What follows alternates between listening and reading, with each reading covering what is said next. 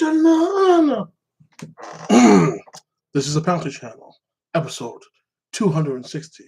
It was dark, fun journey, and discovers civilizations and species far in the universe we haven't met yet. Now, your leader, your captain, Picard, or like that, Raymond Pouncey. Let's talk about freaking John Wick 4, Anthony Joshua's boxing match. Let me see.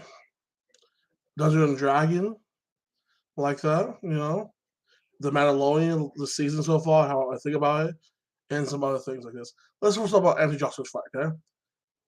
It was his comeback fight. I mean, he had two close fights with Usyk, and they were pretty close like that. Usyk clearly won, but they were close. This one, I feel like he should have knocked him out in the third or fourth round because the guy was a bum. So I was very proud how the guy did. He lasted all 4 rounds. Anthony Joshua dominated, played around, jabbed in his face, punched him a little, played a little safe because he was a little uncomfortable because he just lost 2 times in a row. But now he got his victory. He feels good again. You probably see more knockouts by him on this. But yeah, Anthony Joshua disrespected him, pushed him down, clenched him half the time. But he was far superior to him. And I can't wait to see Anthony Joshua fight him. Now, the rumors with Usyk and freaking Tyson Fury probably won't happen because Tyson Fury doesn't want to fight him. He can fight someone else. Now, I do think Deontay Wilder has a really good chance of knocking out freaking Usyk like that. But I do think Tyson Fury I do think Anthony Joshua would beat Deontay Wilder. And I think Anthony Joshua would beat Tyson Fury. But I think Tyson Fury would probably beat Usyk like that. But we don't know. We'll probably never see that fight. It's a true champion. It's Anthony Joshua. He fought almost everybody like this. And if Deontay Wilder was such a little bitch, he would have fought him like that. He was even going to fight Tyson Fury, but Tyson Fury was bullshit. Try to get some club. But aside the point, August is coming up. You will see John Jones fighting Stipe maybe in August like that. That's one of the fight they're trying to do. Next weekend you see Sylvia. Not Sylvia, but Israel Adesanya fight the one Brazilian guy again. He lost 3 times already too. First time by decision. The other 2 by knockout, by the same punch. And he was doing better than last fight because he's wrestling more. If he doesn't grapple him, then he's gonna knock out Israel in the 3rd or 4th round. He's gonna get like this. So I don't see it change. I think I'm gonna knock him out. But I don't see the champion staying the champion that long. Somebody like Whitaker would destroy him. Somebody like fucking Saturi, what's the one guy? The guy from Russia destroys his ass like that, dude. I know the guy because I like him. I think he's pretty cool. I keep butchering his name. He would mess him up. He fights it once every 2. Hamas would definitely F him up like this.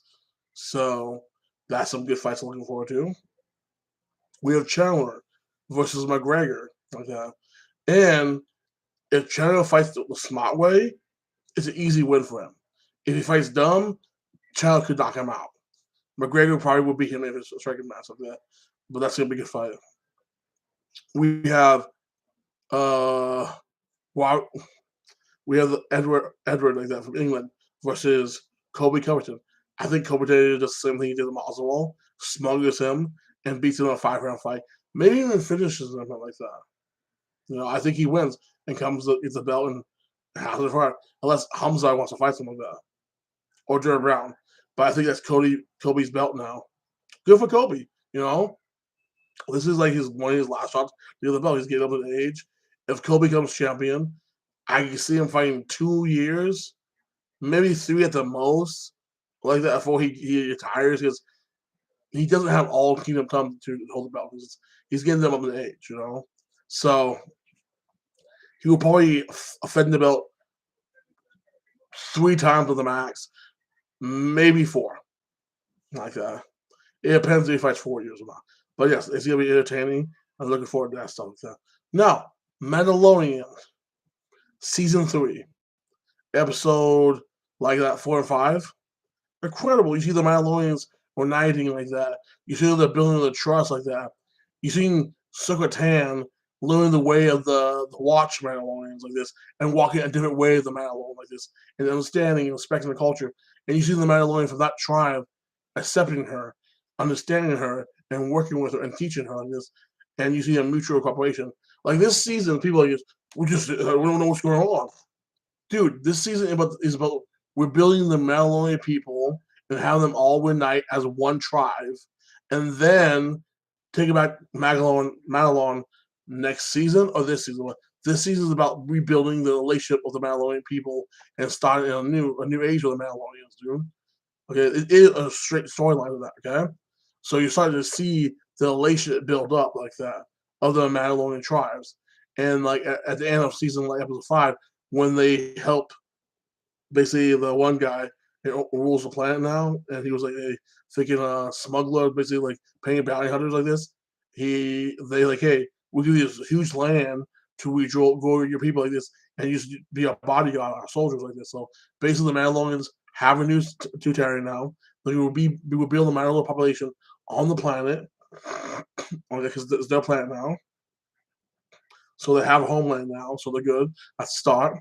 And in the future, when they do take Mandalore, they have two places. They have the one spot they're at, and they have the Mandalore itself. So you see, I'm guessing by the next episode, they probably have Ahsoka Tag shows up with the Mandalorian soldiers. They work together, team up, and they go out looking out the universe looking for Mandalorians. And they probably have a bunch of tribes, at least 4 or 5. And you probably have, and then the episode like 6 is about the meaning who should be leader. Either they probably elect Sokatan, and like the other guy, basically like the main manly guy we've been following all the seasons, will become her knight like that, her second command, and they will elect him as one official creed like that. Like, hey, you can take your helmet off, but we find the way of the Mandalore with honor like this time like that, and that's gonna be the story, like how to bind all cultures in one, and how to work with each other like this, and respect each other like that. So I'm guessing in the last episode is gonna be them going off to take Mandalore like that. Like you see the ships land to the planet. You might see a little battle between Moff Gideon soldiers and a treaty like this, and you probably see Moff Gideon meeting Sauron saying, "We lost Mandalore. What should we do now?" And you see Thrawn's like, "That's nothing. We can take it back easily." Like you probably see the end of this season. You see Thrawn. Whoever is playing Thrawn, I'm pretty sure you will see his face. Just like Thanos, because he's the Thanos of this pre-era, like the sequels like show bad guy. So you probably see his face by the end of the show like this. He's been mentioned like this, but I'm looking forward to that like this. So The Mandalorian has been a great show. Now let's talk about John Wick. How I love the first John Wick. Okay, guy, he was assassin, capping motherfuckers. Met a beautiful woman, wanted her way out. She died of cancer. He was broken. The last gift his wife gave him was a puppy in a car. One of his old bosses, like shitty ass spoiled rich kid, tried to buy the car, jumped his ass, killed his dog. He's like, fuck that. Give him that little bastard like this. Goes off in a killing streak, and that happens like this. Second movie, the guy he did a favor to get out of the games. Hey, he's like, you get back in. I need you to do a favor now. I have a offer for you. You learn more about the underages, the society of the assassins, and the hotels like this. And he gets screwed over. And instead of that one dude live because he's in the hotel, they can't kill the assassins, can't kill people. He's like, fuck that. I'll let you go. You get kicked out. Anyway, I'm gonna have to kill you. So it's like, boom, shoot you in the head. And the guy gives like, hey, you got 40 hours before I do this thing, so you're kicked out. He gets kicked out. All these assassins are fighting him like that. In the third one, and boom, he fights that one dude, stops him with his arm on the chest like this. That happens. Leslie goes to the Middle East. Gets to make a deal with him. Comes back. They fight the hotel thing. The hotel survives. They make a deal. He gets backstabbed by his friend, and the other ground people help him out like this. Set up for season 4, the book 4. Okay, book 4. Like we all knew Okay, first of all, in no way he would have survived after the first one. Okay, as soon as they captured his ass, they would have shot the motherfucker in the head and be done with it, dude. So, but no, with all I don't care if you're hopped up with drugs in the best freaking shape human possible. All the damage he took, all the freaking like things he happened to, even when you're high on adrenaline, he wouldn't have made it up the stairs to the guy. The guy would have won. Like that's just bullshit. But other than that, we all knew either he's gonna die or he's gonna like basically be do hiding. I think they basically at the end like they didn't show him die. They just showed the grave of like John Wick and Mr. Wick. They left it open ended. Okay, you can say he's dead and it's over, or you can say he faked his death and you can bring him back for John Wick 5 or 6 like that. So they left an open ending basically for a way you can bring him back for other future movies like this. And this you can do spin-offs like the tractor guy, like basically the guy tracks John Wick down and has a dog biting people's like necks and genitals like this and doing horrible things like this. That guy reminds me a lot of my brother Stefan. Like he's Stefan, but more a badass like that. You know, exactly. He's like badass Stefan, my brother is. And then you have the blonde hair fucking warrior guy played by Johnny Chang, not talking about Johnny Chang, you know, like that. I'm gonna butcher the guy's name. He was destroying people, shooting people out like this, stabbing them out like that, and he had a good storyline. And you see what he was like John Wick's old friend, and you see where he's coming from. He's forced him to go against him because his daughter, you know. And I thought this one was almost as good as the first one. So far, the first one's the best one. The second one was kind of lame. The third one was okay, and this one brought it back to the first one level of this. You know, I enjoyed it. It had a good ending. In a way, I don't think John Wick is dead. I think they'll probably bring him back in about 2 years. But hey, he lied. He fixed his death to have never come back to this bullshit. They will make a John Wick 5 and 6 in the next 2 years like this. Now, Fast and Furious 10. I can't wait to see that movie. I'm looking forward to, but kind of want to see kind of ways. I'm probably gonna give it a chance, you know, like this. So I watch it with a friend. Comes out in May. Okay, I'm gonna give it a chance, you know. See how you go. I'm gonna give it an honest review. Dungeons and Dragons. It was amazing. Okay, I love the original Dungeons and Dragons. Okay? I know everybody gives it shit. I loved it. I have fond memories of it. I know it was childish, but I love the original Dungeons and Dragons. It was a fun memory movie I passionately love. And I'm not gonna lie about it. I freaking love that movie. This one, I loved it too. It was funny, it was emotional. Basically, it's about a guy, okay? He saw this holy order of warrior knights like that, and he wants to help people out. He's want to be a good guy, protecting the family, protecting his people, and basically being a hero. You know, standing for the right. You know, making the oath to protect the people like this. He did that for many years, and he lived and like because of that oath, he lived in poverty. Him and his family, him and his wife, and kid had to eat nasty slop every day. Couldn't live a good, decent life. They had to live like poor people like this. And eventually he was getting at it. He was like, I don't know, my wife needs better this, my daughter needs better this, I need to do better. And when they go after this wizard, you know, you see gold everywhere, diamonds, all this fancy shit. He's like, I'm not getting nothing out of this job because I can't do anything. And then later on in the movie, you realize he took some of that gold, and that's how his wife died. And it was his fault. His wife died, and his daughter almost died like this. So, and leading him to go to prison and escaping like this, and going to try to save his daughter again from his former ally. It really trapped him and effed him over like that. So it's a good storyline. It's funny. I'm not gonna spoil the whole thing, but I loved it. And now I'm talking about playing Dungeons and Dragons again. So I would give this movie a solid 9. It was incredible. It was like a 2-hour movie. It was entertaining. You don't feel the run. It was emotional. It was funny. Just telling stories like this. It had a little good meaning to it. So guys, go out and see Dungeons and Dragons. Movie I'm looking forward to coming out this month in April is Evil Dead Rising. It looks incredible. It looks like the kills gonna be incredible like this. It has creepy little kid moments. It has the mom turn into this like creature trying to go after her kids like that. I just can't wait to see it and talk about it. Like it looks really good, and I can't wait to April 21st. And that's gonna be a good movie to watch like that. So I'm pumped. That's Sleepy Wen right there. Ooh. So and then Superman and Lois. Whew! This season has been the serious season. They say that the three bad guys. They said Darkseid's gonna be there. I tell you what, okay. They might hit at Darkseid. You probably won't see Darkseid this season, okay? They're doing it again, okay?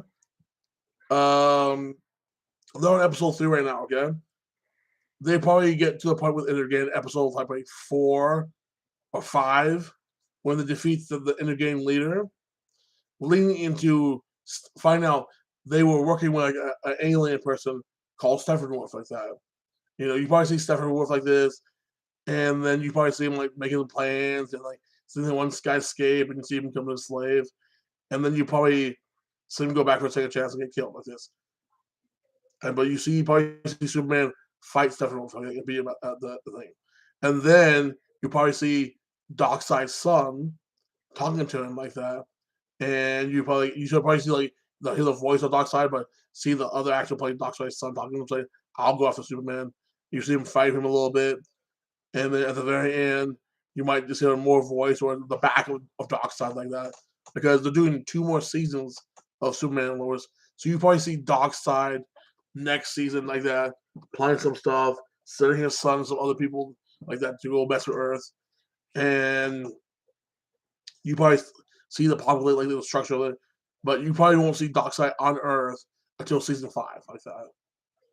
Or maybe you probably will see Darkseid on Earth, but you probably see Darkseid take over basically Earth like that, and like Superman being truly damaged and beaten like that, and his son saving his life and his mom's life, and having to go into hiding to retake the planet like that, and then set up season 2 of Superman and other superheroes retaking Earth from Darkseid's forces like that in season 4, season 5, the final season like that. So far, been loving Superman and Lois, and one of the things about this show, Superman finds something about his wife, he can do nothing about it. He's powerless. With all the Kryptonian technology he has, even his father, like, is it some type of Kryptonian technology to save my daughter from breast cancer?